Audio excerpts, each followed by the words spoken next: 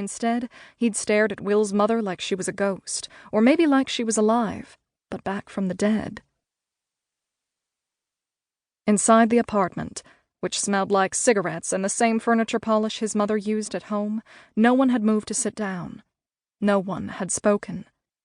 His uncle, Donnie, his mother had finally supplied, since the man himself had shown no interest in further introductions, stood beside a brown recliner, lumpy but undefined to Will's unreliable eyes, his hands shoved deep in the pockets of his jeans.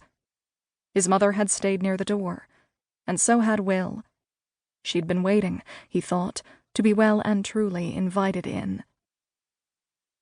But even Will could see that wasn't going to happen.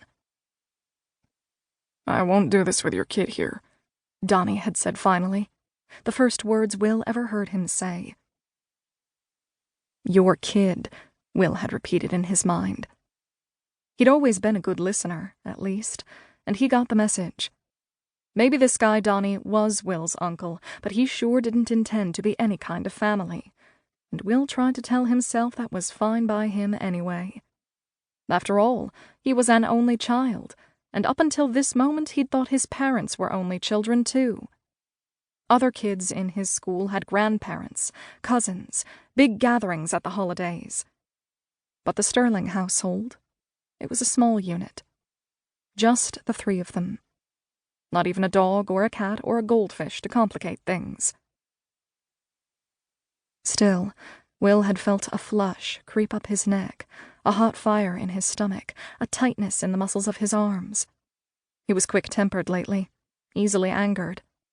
When he wasn't preoccupied with thoughts of girls, Caitlin, mostly, but if he was honest, he had a real wandering eye.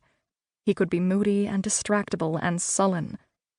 If all the stuff his health teacher said in class was right, it was all part of growing up. But right then he felt like there was a purpose to all his confusing, quick-fire emotions. Maybe he was only 15, but he was already taller than this Donnie person, and he lifted weights for baseball. He didn't like anyone speaking to his mother so sharply.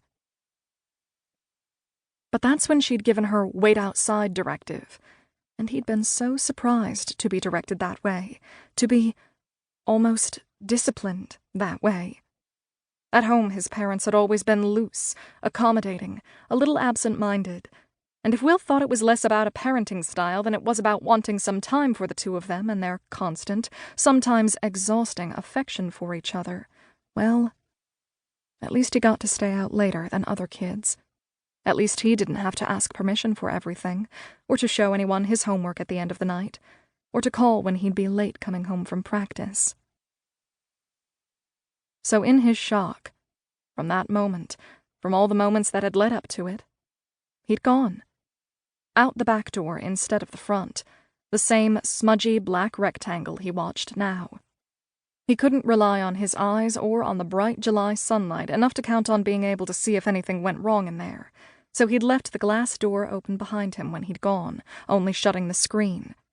He'd turned to the left on the rickety wood beneath his feet and taken the few short, also rickety steps down from the first-floor balcony. He'd crossed a stretch of sun-baked grass to a leafy, too large for the yard, tree. And he'd waited. Tried to focus his eyes and his mind. What did it mean that he had an uncle he'd never heard of? What did it mean that his mom had come here, and brought Will along, without telling his dad?